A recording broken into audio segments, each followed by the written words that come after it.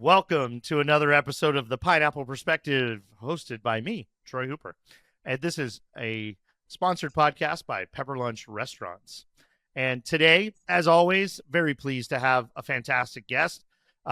If you can see this on YouTube, he's a cool and unique looking character.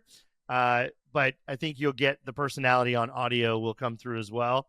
His name's Andy. He's the co-founder and CEO of a company called Science on Call.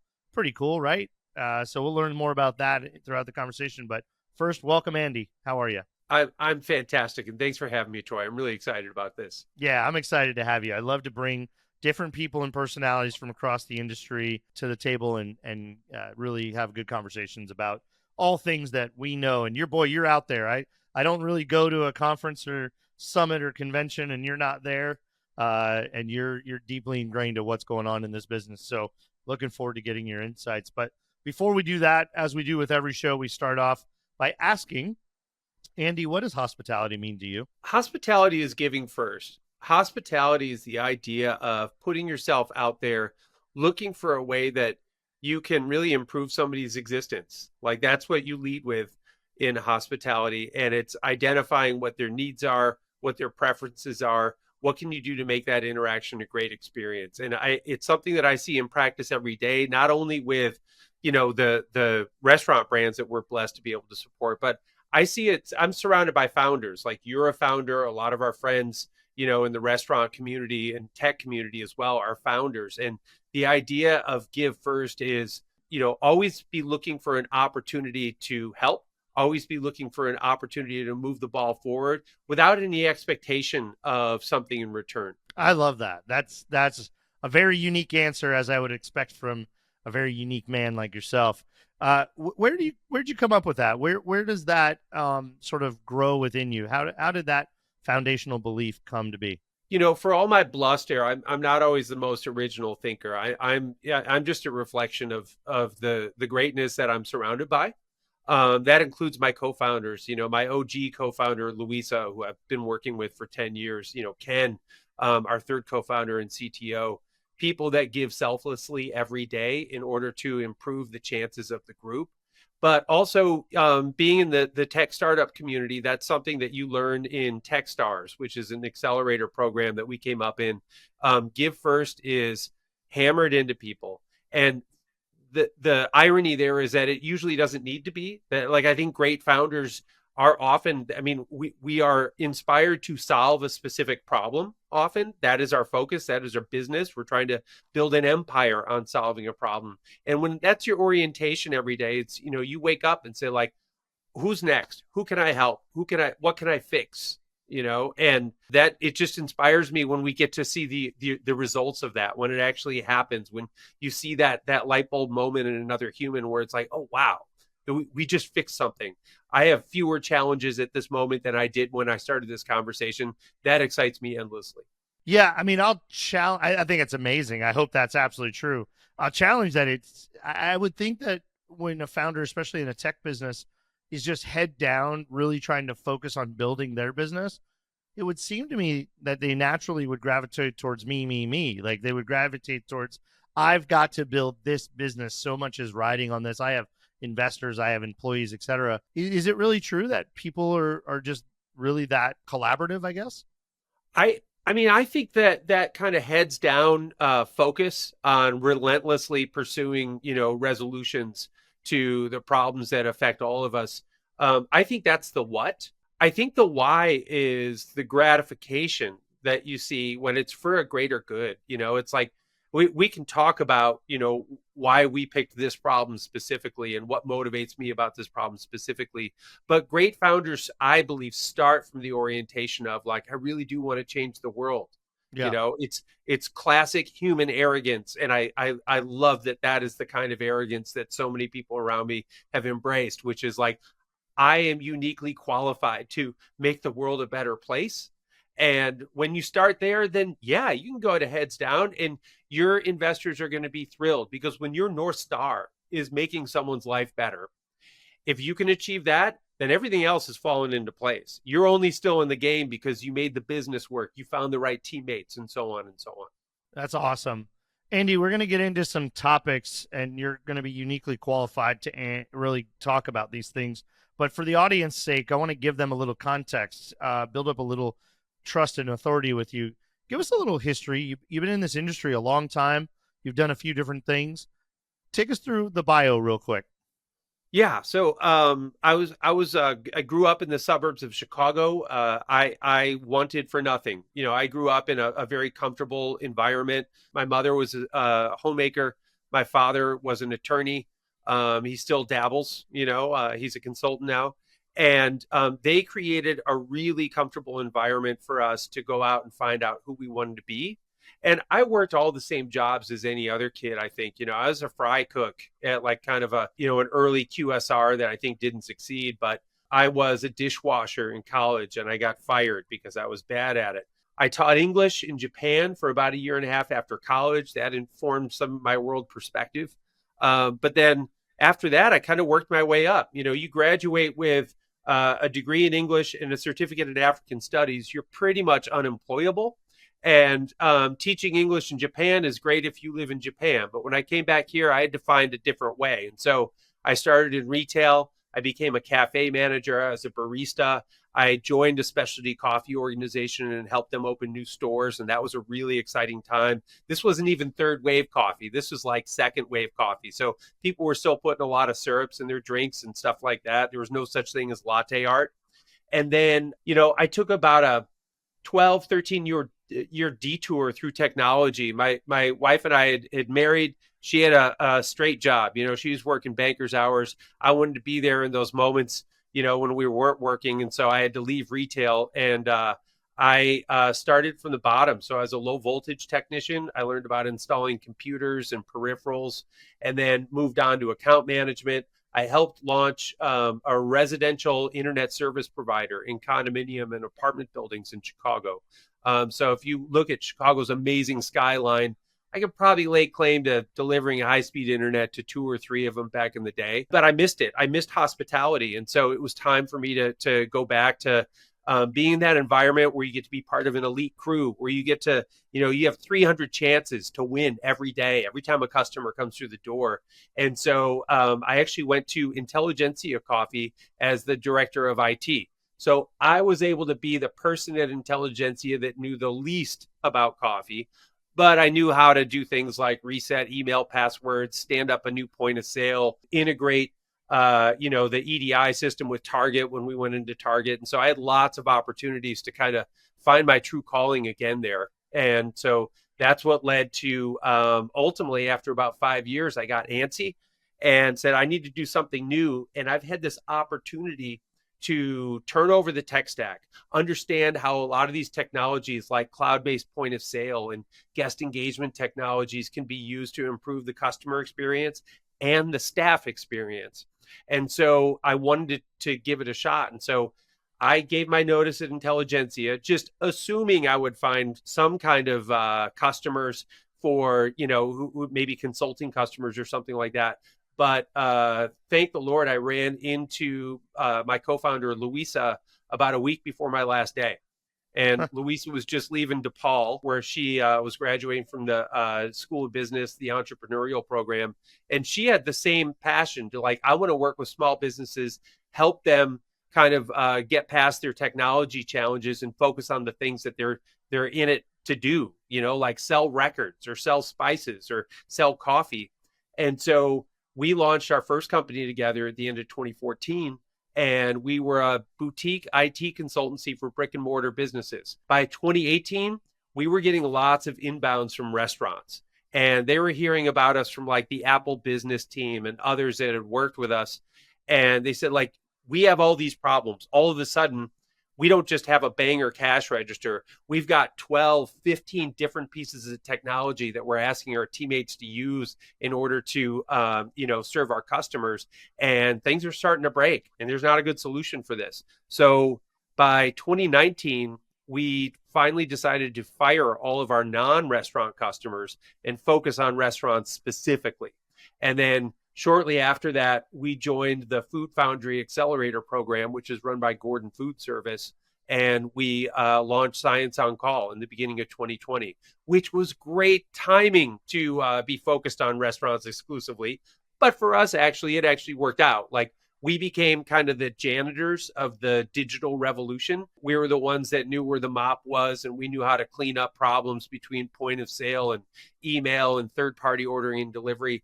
And so that positioned us for success early. That's amazing. So, for context, because we're going to get into a few kind of topical questions, just give everybody a quick 1-2 on what is Science on Call, so we know where you're coming from. Yeah, Science on Call is a tech support platform for restaurants. We allow anybody within the four walls of the restaurant to scan a QR code, connect with our platform, and get an instant response and rapid resolution to the most common issues that affect them. So things like, hey, we're out of avocados. Can you 86 avocados from our 9 different online, menus? Or internet's down. Can you help us get this restored? Or, hey, we just started a new teammate. They need access to, point of sale platform, food costing, email, and 9 other things. Can you set them up? And so we're trying to just reduce friction around the tech stack in general. We do it on a subscription basis. We are blessed to work with some incredible brands, some of which I'm sure you know. We're trying to make it easy so that like those internal IT stakeholders can focus on the bigger initiatives, innovation, strategy, and growth and things like that. We don't want them to have to, leave dinner just to reset someone's email password or troubleshoot a problem with a printer. Our platform does that for them. Yeah, awesome. Very good. So let's talk a little bit about the industry and the state of technology industry as you referenced the pandemic. Obviously, technology was slowly finding its way. People were starting to try and adopt things. And then it was like, oh, God, if I wasn't ready, I struggled. And those that were ready struggled less. And those who weren't ready struggled more. But ultimately, the new world order in the restaurant industry is technology is a critical component of the operation, both front of the house, guest facing, employee facing, but also predominantly and heavily sort of back office as well.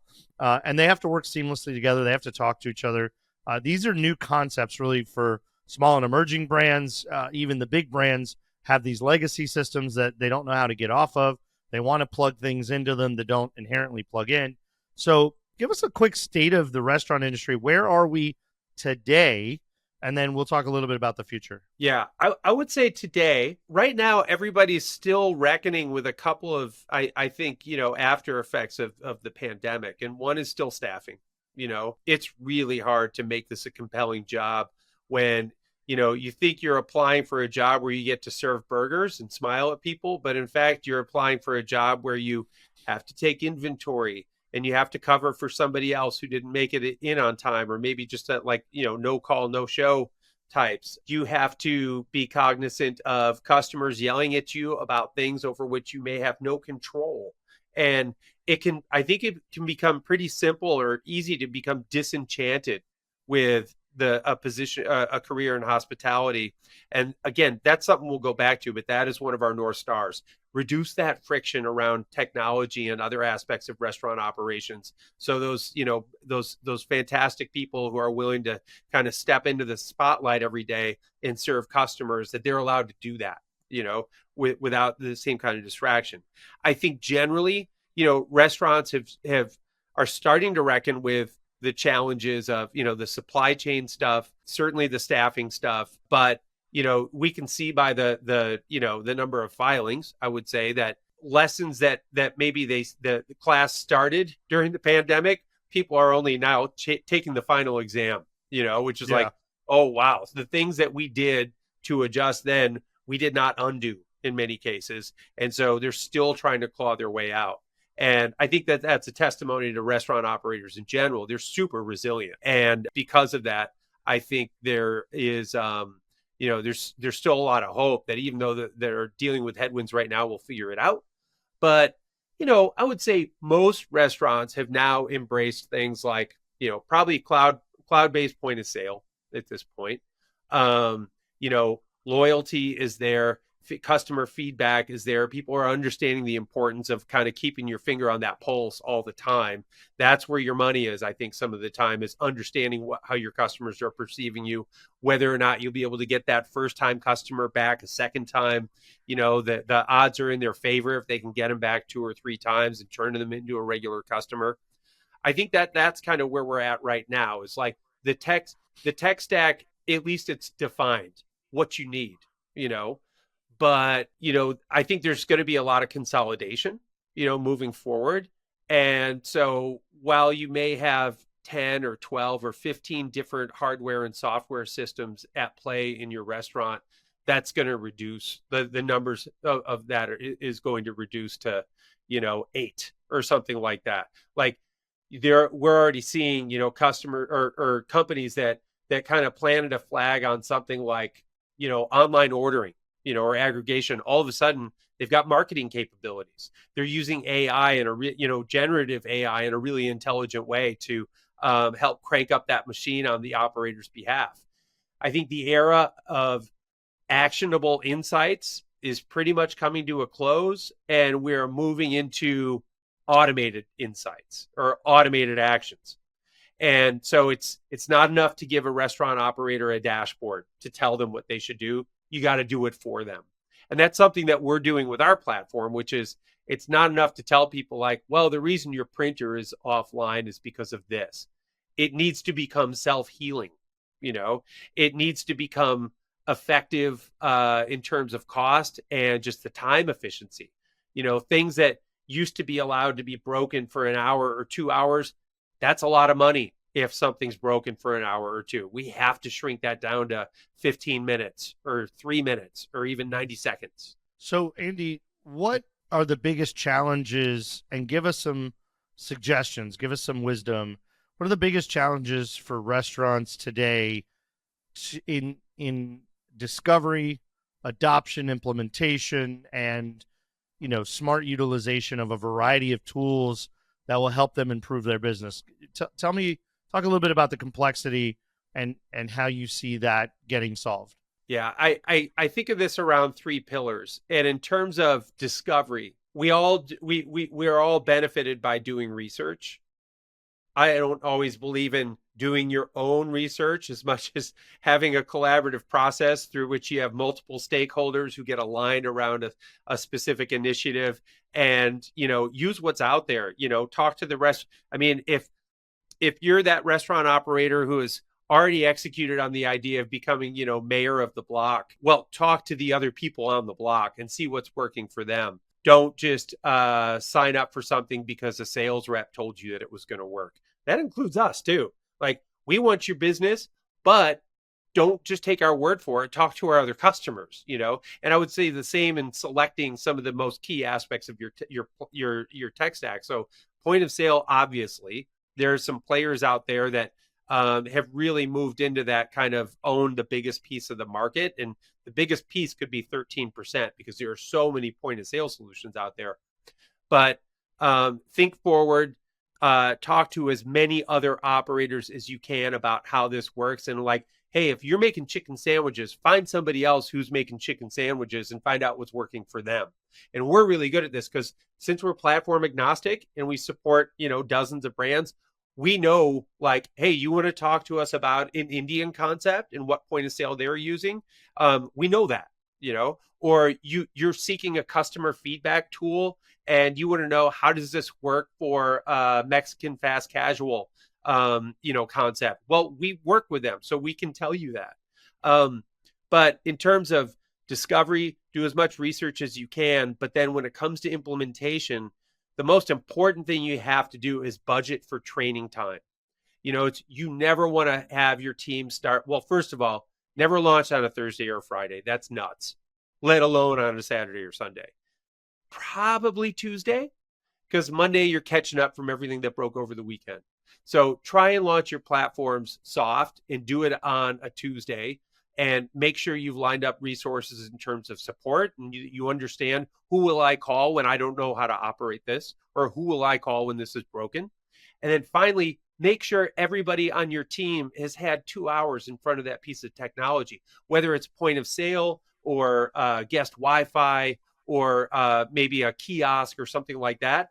Like, give your team a chance to win. And the best way to do that is let them get their hands on it. In fact, let them break it. See if you can do that. Set that Yep. terminal up in an office. Say, I want you to go in there. I want you to ring up a big sale and then come back and tell me when it's done. Say, all right, now go void it. And if you can't do that, tell me. That's fine. We're gonna learn together, you know. And so it's kind of like knowing where all the exits are to the movie theater, knowing where the life raft is, and stuff like that. It's like you're embarking on a voyage with new technology, and so you want to make sure everybody's positioned for success, and also position for quick recovery if success is not the first thing that happens. I think implementation is absolutely key. And then understanding what happens after go live with any new technology, like who will we be meeting with? How will we measure success here? Will we have access to all of the trouble tickets that our team opens after we start using this piece of technology? All of those things are really important because, when you are bringing in a new piece of technology or actually anything into your restaurant, that should be part of a relationship. There should be a face to that of some sort. And even if it's a face you only see on a Zoom call once a month, it's a lot better than the rep who only works 9 to 5, Monday through Friday, is unavailable to you on nights and weekends. And when you have a problem, the problem's already gotten so worse by the time they answer their voicemail that you wish you hadn't made this and your team wishes you hadn't made this choice. Yeah, amazing advice. There's a couple of things you said in there, and I think the most important word you said in all of that is stakeholder. I think I say this a lot on a lot of stages. You have to involve all the stakeholders in the investigative discovery consideration process, because you don't know whether you're CTO, CIO, CEO, COO, founder, owner, independent operator. You don't know all of the ins and outs and all of the potential pitfalls and all of the use cases or the feature sets and how they might need to be configured, whatever that is. And so involving not only your leadership within your brand, but your line level stakeholders and your customers. Have an advisory board of customers or an advisory board that includes customers. Have people pick this apart. Tell you what the problems are they're trying to solve. And does this thing solve them the way they need them solved? Or what is the learning curve to learning how to use it to solve them is one. But I would repeat that, not only in investigative and discovery and engagement, but in implementation.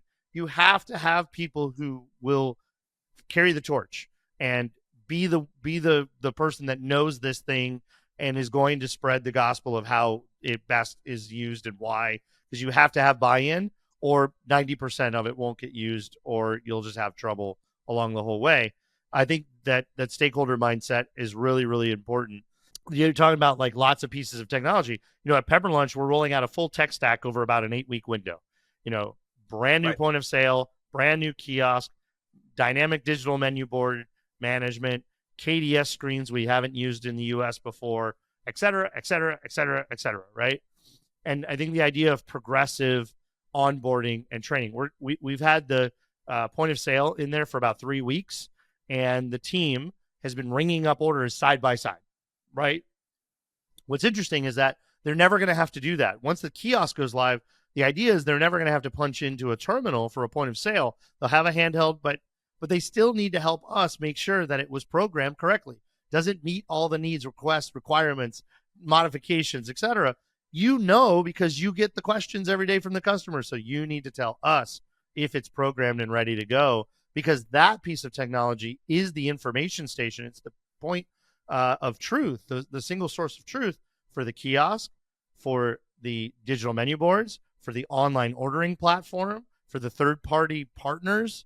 It tells everybody everything. So if point of sale isn't right, nothing's going to be right. And then we're going to plug one thing in after another in succession, back to back, in a single store test environment until we've got it right. And then we'll launch it successfully in future stores. But I think that everything you shared is incredibly important in the process. What about, as you work with so many of these companies, and thank you for talking about consolidation, because I think you're absolutely right. I think we're headed towards an environment where a lot of companies are today they're really products, or they're really features within a bigger product in some cases. Yeah. Now, I worry about that because sometimes when the big company swallows the little company, the depth and breadth and quality of that thing gets diluted, or the value of it might seemingly get diluted. When it's a standalone company, it has to stand alone and has to be really, really robust. But, when you think about all of these companies, and I have a multi-brand restaurant group, you talked about point of sale, you talked about customer engagement and some of those touch points, but what does the modern day restaurant tech stack have to include, and where are we going? Talk about where we are and what we include. I think you mentioned, 15 or 18. You made me think I have to go back and count what my new tech stack is. I don't know how many items it is. It's a lot. But tell us where we are today, in case people aren't there yet. They need to know where they need to get to. And then what's next? Yeah, I think table stakes are, a cloud-based point of sale solution with an open integration process like that will allow other companies to bolt on and connect their services as well. There is a lot of walled gardens going on in restaurant tech stack where people are not opening up their API to other companies. And I think that's a mistake because they're locking themselves out of bigger opportunities because one company may want to use a specific loyalty platform. And if that can't integrate with your point of sale solution, well, then you're probably not going to be able to sell your point of sale solution there, because to them, it might just be a cash register. But I think in, cloud-based point of sale with open APIs, I think, high-speed internet and backup high-speed internet. If, right now we've gone from 10% off-prem ordering back in, before the pandemic to now you might be 70, 80% off-prem, or orders that feel like off-prem because they're doing it from their phone, even if they're standing right there. It's hitting the cloud first. If you're disconnected and you don't, I'll stand in the restaurant, watch everybody line up, and I'll order at the table with my phone and get my food before the person I would have been behind in the line. Right. And so I think, you have to have a robust network infrastructure, and then beyond that, I understand that while ideally we'd like people to be placing first party orders with us, in fact, there are certain people that when they're hungry, they're going to one of the third party ordering apps, regardless. That's just how they do it. And you're never going to have a crack at them unless you can accommodate as many of those as possible. And then have a thoughtful retargeting, strategy or redirection strategy around that. So like when they get that to-go bag, it's got your QR code in there somewhere. It's got even a paper menu that says, I love you and you need to order from us directly next time. Would you please do that? And there are platforms that have been built around helping restaurant operators redirect that traffic away from the third parties back to their native online ordering.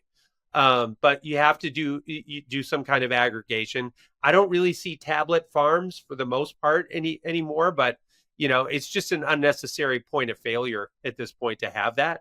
Beyond that, it really depends on the concept, but there are all these other things that you need to measure to be successful, including like how people clock in and clock out. What's your time management software? What's your scheduling software? All these different things. And then you can extend to the peripheries of the tech stack, but there are still things that are really important. Like music is pretty important. If you go into a quiet restaurant, it's weird, the right music that fits the concept at the right volume at the right time. Right. That somebody signed off on what they're going to hear. Correct. Otherwise I get an email that says inappropriate level, inappropriate type of music for my children to enjoy their pepper lunch. That certainly instigates us to make sure we have a system being put in place. Yeah, and I'm gonna shout out one brand with your blessing that has a unique take on this. And Pizza gets comments from some of their customers about the volume of the music and maybe the kind of music. And I love the fact that they stand by their team because they know their team is basically dealing with 2 production lines behind them. They're dealing, it's in tight spaces. They're cranking out an incredible product. And if someone wants to complain about the music, well, maybe they could sit outside next time and wait for their order to be ready and pick it up. No, be authentic. If that's part of your thing, that's your thing. That's cool. Just inform the customer and you're good. Move on. I agree. Yeah. And then there's some other things too. Guest engagement for sure. There are a couple different ways to capture customer data when they're physically present in your store, including guest Wi-Fi and stuff like that. I think that's really important because you know what? The people that will engage with that platform while they're in your restaurant are doing it because they want to. And if they want to, chances are they're excited about your brand already. They're excited about camping out there for a little bit. And they're going to be thrilled if you invite them to join some super secret program because they happen to, give you their email address earlier, things like that. I love stuff like that. And then even there's amazing stuff going on with video. And it's not just, loss prevention. There's a lot you can do with video to anonymize and understand the habits and patterns of your customers when they're in your restaurant, and you can capitalize on that. Like we've seen, a famous sandwich chain that we don't work with. We've seen them using anonymized video to understand how much would people prefer to just order their sandwich from this kiosk versus wait in the line. And anything you can do to differentiate and understand your customer behaviors better so that you're crafting the experience that's tailored to them. I think that's really exciting stuff. And then, I agree. Yeah. And I could go on, but so those are some of the things that come to mind. I mean, we know the partners that are great at loyalty, are great at menu management or store hours management and stuff like that. But without endorsing people, I will say there are some players out there that are building unique software platforms that I consider to be essential for restaurant groups. So what about the future, Andy? Tell us about the future. I'm sure there's a 2-letter phrase that will find its way into that conversation because we can't talk about the future and not talk about AI, I'm sure. But besides consolidation and some of these things maybe coming together under fewer flags, what is really the future of restaurant technology in the next 2 to 5 years? Well, I think AI is going to play a big part, but there's a lot of gimmickry and a lot of kind of hokey deployments of AI right now. It's like, I don't need another picture of a pizza that isn't actually a pizza. It doesn't make my life better. It doesn't make me want to buy it anymore. When I want to eat pizza, I go to Vito and Nick's on 87th and Pulaski in Chicago, which is the best tavern style pizza. They will never need AI to get me to do that. Next time I'm in Chicago, I demand that you take me there, by the way. We are going. I think I'm going to rent a bus. We've talked them up enough. They're cash only, so bring money because I never have cash. But I would say as far as AI, there are some practical applications of it that are really beneficial. And it's because it's not about tricking people or making people think you did something you didn't actually do. It's about taking the non-value parts of human activity and replacing those with robotics and automation and things like that. And I'll give you a really good example. I don't think most restaurant operators that we have the pleasure of working with care how we solve their problems. If they need their email password reset, they want it reset as quickly as we can do that. And they don't care if it's me at a computer doing it or if it's a robot that just predicted the need for that. So I think sometimes people can use AI too much. The way that we're using it is we're taking specific data about our customers. And so when our customers make a request, we're able to leverage things like natural language understanding to interpret the request and say, is this a thing that's broken and we need to troubleshoot? Because we have all the steps on how to get a printer back online. There's no reason to delay giving them those steps. Or is this a task that needs to be executed? I need a new email address created for our new shift lead. Or I need, drinks to be redirected from, this station to that station for whatever staffing issue. A lot of these things are tasks that we've done enough in the past. We have all the access we need. And so now we're on a journey of automating these. And the reason we're doing that is because that allows our humans to do less non-value added stuff and focus more on the bigger lifting, on the edge cases and things like that. And I think that's the kind of world that I want to live in, where we almost don't know when it's AI. We're not scanning picture to determine, did they put 9 fingers on that one hand or whatever. It's more about, did my experience get better, faster, and more accurate? That's when we know AI is being deployed correctly, in my opinion. And same thing with automation. The things that we do every day, whether it's inventory, whether it's checking time cards, scanning an invoice, a lot of these things can be done through automation. And we need to give those tools to the restaurant operators so that they can take advantage of that, because the goal should be they spend less time doing, rote dictation and things like that. It's the same way, like, you have someone standing behind a cash register right now. Well, all of a sudden we've got kiosks on the counter too. That person behind the cash register shouldn't get fired because we have kiosks that can take orders. That person should be deployed to do human stuff, big stuff. So instead of 4 cashiers being replaced by 4 kiosks, well, one of those cashiers is going to leave in 59 days anyhow, so we can let them do that and find their joy somewhere else. Another one, though, might be prefer to be in the back of house. Let them focus on making those signature burgers. And then those other two, well, maybe one's on a track towards management, and there's nothing holding them back if kiosks can manage some of their workload. And then that last person can be focused on human interactions, greeting people, listening to people, understanding, looking for that straw wrapper on the ground or that table that didn't get cleared, whatever. But we can start applying our human energy towards things that have a real impact, as opposed to, oh, did you say 3 burgers and 2 fries? I will ring up 3 burgers and 2 fries. We don't need to be doing that in perpetuity anymore. I agree. If I could only get my own self-driving car now, can Waymo please lease me a car so that I can do work while I'm not needing to drive? I don't need to drive, and I don't need a human to drive me. I need my own self-driving car. Yeah, to your point, and one area you didn't mention then well, 2 things. I want to call out 2 things. One, at Pepper Lunch, and it's not an infomercial about it, but coincidental that you brought this up, and he was not instigated. I did not send him these notes in advance.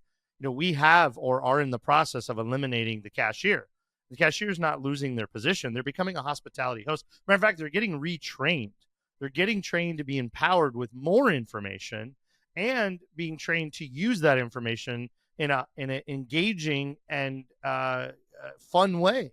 We want them to be the personality they are and be a greeter and a welcomer and an introducer of the brand to guests who've never been there.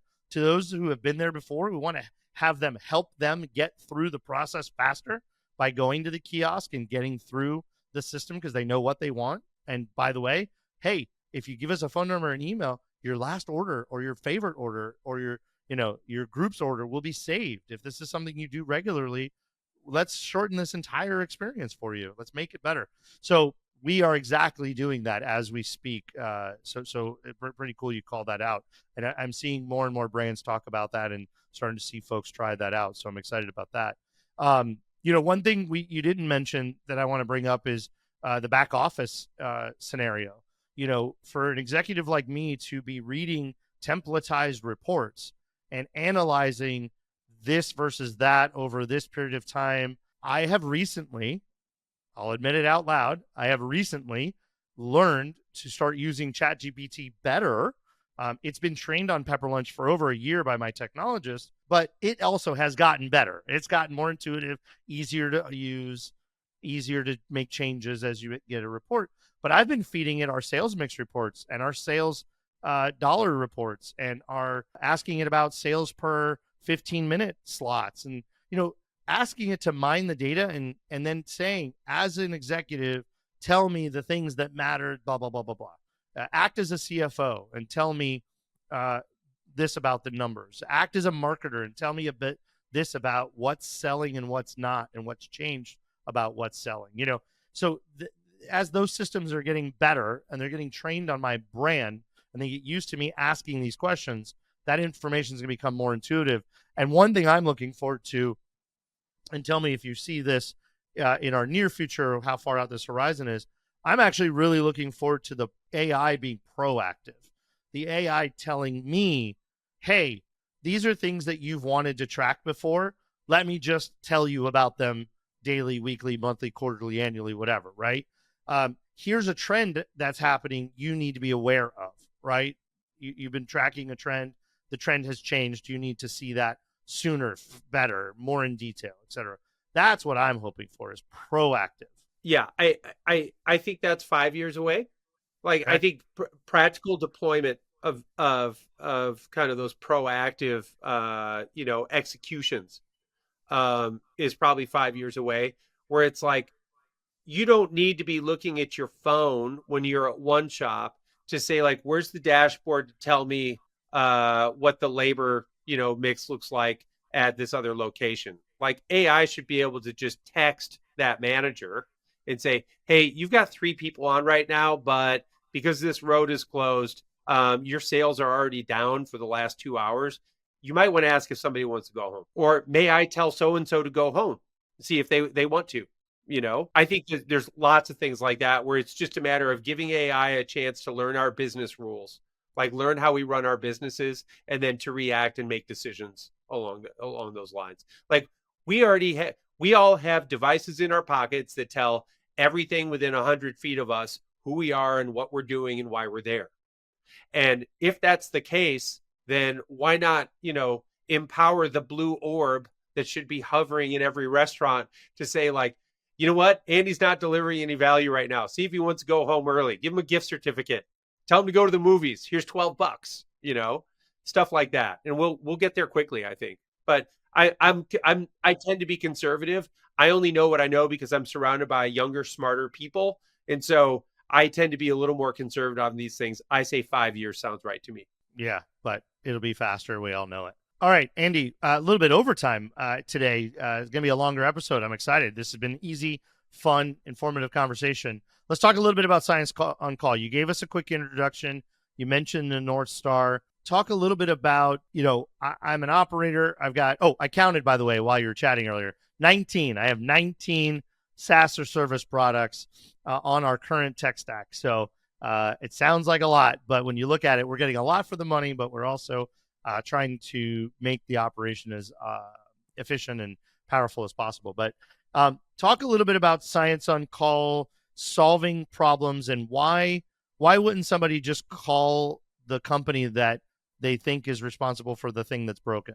Yeah, I'll give you an example. So we could talk about a popular point of sale solution in place that actually provides, at no additional cost, a layer of support that would allow you to call or open a ticket. Here's the thing. When you're a kid standing behind the counter and you've got a gold or red bar on the bottom of your screen saying, I'm offline right now, which means everything you're doing is not going to reconcile at the end of the night unless this gets fixed. Do you want that kid to raise their phone to their ear and be on hold for 20 minutes and then have them say, oh, you know what? The reason it says you're offline is because your internet's down. So you're going to have to call the internet company. And so that's an area where I think there's enormous friction and a lot of time wasted by the team in the restaurant. And so even though they could get that support at no added cost, it's bundled in with the price for what they pay for that point of sale solution. If they were to scan a QR code and text us and say, hey, I got this red bar again, what they're going to get from our team is, you know what?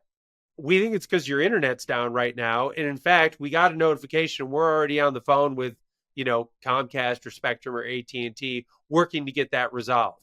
Or, well, we've already solved it because you're one of our pro package customers and you have backup internet service and it's already moved over. And why don't you take a look at that screen again and tell us if it's still red? They say, oh no, it's better. We take a holistic approach to the tech stack because everything's related. Most things don't work if the other things aren't working. And so we want the team in the restaurant who's, if they're lucky, they're being paid 16, 18, maybe $20 an hour to manage a lot and deal with a lot of customers. We want to give them their time back and reduce the level of stress on them. And the way to do that is say, if you have a problem, don't even guess what the problem, who's the source. Just text us and let us know. We will figure it out. We will get this resolved remotely. And we do it all the time. It's like if you're out of avocado, but it's still sitting on your online menus, then all of a sudden you've got customers who are ordering burgers with avocado on it. They're getting mad. And so now you've got customer service issue. You've got to process some refunds. You have to argue with someone from the third-party delivery company who's standing in your lobby and complaining, whatever. And so anything we can do to take those tasks off their plate is a plus for us. Because again, that our North Star is that the kid behind the counter is not getting yelled at by customers. Because if we achieve that result, that means we figured everything else out. It's like, oh, you're out of an item. We removed it from all your menus. Your internet went down. We already pushed a refresh. It's back up and running. Your printer was offline. Well, we sent you the 9 steps that you need to identify that link light on the back, press this button to hold down and see what the IP address is. All of a sudden you're like, oh, it's back online. There are days that we fall short, but that is always the North Star, is to hear that sigh of relief from the person that texts us or calls us or emails us and said, oh man, you guys fixed it. Thank you so much. And like, we send out customer satisfaction surveys. We get a lot of 10 out of 10s. Once in a while, we get a 2. And we have to go figure out, well, was that even us, or are they just mad because someone else's platform wasn't working and we happen to be standing in the middle of all this? Yeah, you put yourself on the firing line for sure. But I will take the 2 any day, because that is an opportunity to learn how to make ourselves better, how to support that restaurant teammate better, and then maybe even inform that other platform, whatever service they're providing the restaurant, maybe let them know. We do meet with a lot of them. They love to know like where they can improve the same way we do. Andy, at the end of these shows, look, I think that was a phenomenal way to wrap the substantive part of the show, because I don't think you could have sold the value of your service and your brand better than giving real world examples of how you just remove friction for everybody in the pipeline. At the end, we like to chop it up a little bit about the personal person, and I come up with these random questions while we're talking. The fact that you shocked and surprised me more than anybody, but also my colleagues from Japan at the North American Restaurant Association show last May, when you sat down and showed me up by speaking a fair amount of Japanese to my friends. They were very, very pleased and surprised and excited, because if you guys don't see Andy, please look him up on LinkedIn or somewhere. He does not look like a guy that knows Japanese fluently, and he was holding his own very well in the early parts of that conversation. But because of that, and you spent time teaching English in Japan, Japan's a popular destination right now. The depression of their yen to the dollar is about 25%. So it's seemingly more affordable to go there than before. Lots of Anglo children around the world, or non-Asian children around the world, are pilgrimage to Japan because of the adoption of culture and gaming and media and things like that. So a lot of people are going to Japan. So with your knowledge, experience, having lived there, where would you suggest? Give us some inside baseball. Where should we go and visit? What should we see, or what should we eat when we go to Japan? I'm going to set some context. I grew up in the Midwest. I was like a corn-fed Midwesterner, not entirely a big fan of fish or a lot of things like that. Like, I've had to learn. It's been practice to get good at liking new things, when you could just have meat and potatoes every night when I grew up. But I would say that anybody who wants to experience Japan, eat on the street. And I give you the same advice about Mexico too. There's incredible food that's being created by vendors right in front of you. You have to experience that.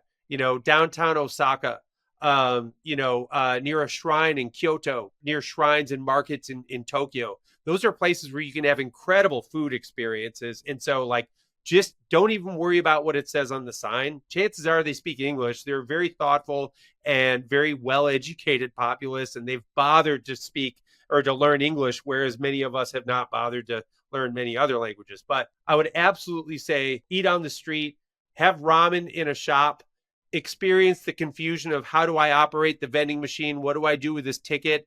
That's when you're getting creases in your brain and you're learning new things. It's really exciting, and you're going to feel great after 20 minutes when you've eaten that bowl of ramen and they're kicking you out for the next customer, because you'll have had a really authentic urban Japanese experience. Other things, if you can go to Japan with a car buff, they will point out to you some of the amazing stuff. So our son happens to have a drift car. It's a Nissan 240SX. And so the birthplace of that culture is sometimes considered to be in Japan.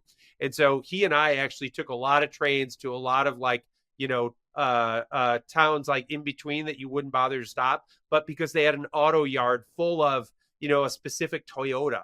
Or we went to an auto parts store in Yokohama, and having those interactions with people a little bit off the beaten track is an absolute delight, because it forces you to learn something. It forces you to get out of your element, but also it forces you to reckon with the fact that there are incredible, decent, giving people everywhere you go. Japan is a great example of a country full of people that just want to help you out, man. And so if you can ever have that experience, get lost in a neighborhood. It's really safe, and someone's going to help you find your way out, and you're going to learn something new and meet a new friend. Yeah, I would agree. I love to wander the back alleys. I'll leave my non-tourist business neighborhood hotel, and as long as you avoid the busy main thoroughfares where all the words on the outside are English, get away from that and get into those back alleys because it's insane. You'll go around a corner, a dark back alley. There'll be a random door with a light over it and 25 people lined up outside because they do that one thing only. They make that one. I did it. I got duck ramen, the vending machine. All the buttons were the same, but they were different because the slight words on them that I couldn't read just told you the variations of the duck ramen. But I quickly realized they only serve one thing, duck ramen. Now, how would you like your duck ramen? Love that. So I love that about that. That was very educational. Last thing, Andy, when you wake up in the morning, how do you decide which color glasses to wear? Because for those that can't see Andy, he's well known for these very brightly colored glasses that are all, I think, the same. I actually don't think Andy has a problem seeing. I think he got LASIK, and I think these are probably not prescriptive clear glass glasses. But how do you pick your color every day? I'm very nearsighted and I'm very lazy. So when I'm doing my best work, and I'm colorblind too. So when I'm doing my best work, I consult my wife, who's the first entrepreneur in our household, also is an artist. And so she will set me straight. But I kind of default to the white glasses because I've become white glasses dude. But after a run of that, I'll move over to the yellow ones. And then I got some totally normal looking glasses too that I use some of the time. But people don't I like your bright colors. I like the solids. Yeah, I'll stick with the bright colors. What should be the next one? I kind of want hot pink. If I can find these in hot pink, I would go for it. Why not? Why not? All right. Well, look, it's winter. It was decided on winter, like white. You're in the white season, right? Winter now. I love the yellow because it's pepper lunch, baby. You're wearing a yellow shirt. If somebody didn't tell you this morning, you're wearing a yellow shirt. Maybe we just need to get you those color blind glasses, and then you don't have to worry about it. The frame won't matter. You'll be able to see the color. Look, whatever color you choose, you've got an awesome style. Keep the beard growing, my friend. And I look forward to checking out your hard rock bass playing at a club in Chicago next time I'm around. It'll happen. We're playing Thursday night. I'll send you a link. Well, next time I'm in town, you're taking me to true Chicago pizza, which is not deep dish. It is the thin crust bar pie. And I'm going to come check out your band when I'm around. Andy, it's been a fantastic conversation. Thank you so much for joining the Pineapple Perspective. And we look forward to having you back again soon. Thank you for listening to the Pineapple Perspective. If you loved today's episode, leave a review and a 5-star rating. I look forward to welcoming you back next time.